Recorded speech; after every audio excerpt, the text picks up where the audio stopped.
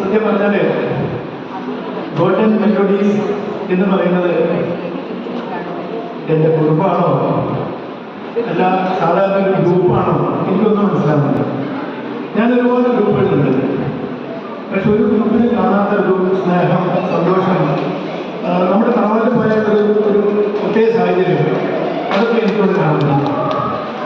ഈ golden medals എന്നത് സത്യം പറയാൻ തുടങ്ങിയത് ഒരു ചെറിയൊരു വ്യക്തിയാണ്. ഇന്ന് ആ വ്യക്തി പടർന്ന് പന്തലിച്ച് പൂനെ, മഹാരാഷ്ട്രയൊക്കെ നാട്ടിലൊക്കെ പഠനം വിളിച്ചു. സംഗീത് നമ്പ്യാർ എന്ന പേരിൽ ഇവിടെ പേര് വിളിക്കുന്നു. അത് പറയാനില്ല. ഈ ഗ്രൂപ്പുകളിലൊക്കെ നമ്മൾ കണ്ടുള്ള ഒരുപാട് ഇതുപോലെ അവാർഡ് കൊടുക്കുക, കവിത വാങ്ങിക്കുക, അഭിനന്ദിക്കാൻ കഴിയും.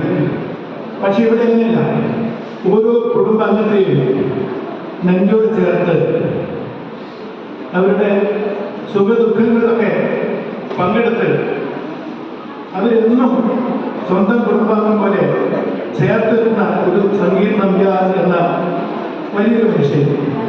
അദ്ദേഹത്തോടൊപ്പം നിൽക്കുന്ന ഒരുപാട് ചങ്ക് കൊടുക്കാൻ തയ്യാറായ ഒരുപാട് ആളുകളുണ്ട്. അതാണ് നമ്മുടെ ഗ്രൂപ്പ്. ഇതൊരു സംഗീതത്തിന് വേണ്ടി മാത്രമല്ല, പലപ്പോഴും നാട്ടിലും ഇവിടെയൊക്കെ പ്രശ്നങ്ങൾ ഉണ്ടായപ്പോഴൊക്കെ കൂടെ നിന്ന പാവങ്ങളെ സഹായിച്ച ഒരു വലിയ കൂട്ടായ്മ. തീർച്ചയായും ഈ അവാർഡ് വാങ്ങുമ്പോൾ, ഈ ആദരവ് വാങ്ങുമ്പോൾ തീർച്ചയായും ഒരുപാട് സന്തോഷമുണ്ട്. കാരണം ഞാൻ അവാർഡുകൾ കുറെ വാങ്ങിയിട്ടുണ്ട്, ഇല്ലാതല്ല, നാട്ടിലും.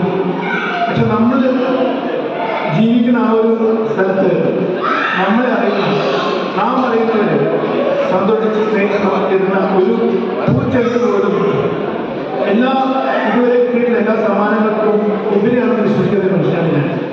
അതുകൊണ്ട് എനിക്ക് ഒരുപാട് അഭിമാനമുണ്ട്. ഇതുപോലെ തന്നെ ഈ ഓണത്തിന് എനിക്ക് ഇരട്ടി വന്നിട്ടുണ്ട്. ഇന്നലെ വൈകിട്ട് വീട്ടിലെത്തിയ 2 അവാർഡുകൾ. ഞാനൊരു കഥയ്ക്കും കവിതയ്ക്കും ഒരു മത്സരത്തിൽ പങ്കെടുത്തിട്ടുണ്ട്. എൻ്റെ സുഹൃത്തുക്കളുടെ നിർബന്ധത്തിന് വിധേയനായി കഥയും അതുപോലെ കവിതയും 2ഉം 1ാം സമ്മാനം കിട്ടി.